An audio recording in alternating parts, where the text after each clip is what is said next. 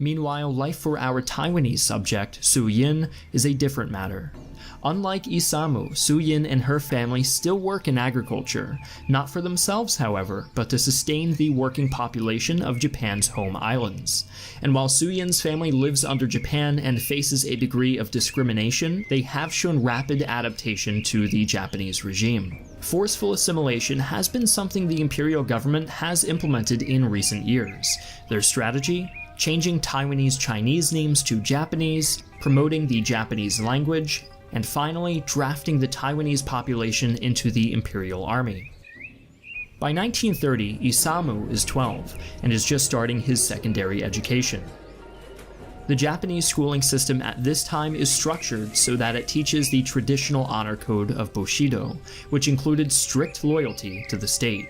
Su Yin, now also 12, has already finished school. Her education was different than Isamu's, both because of her ethnicity and her gender.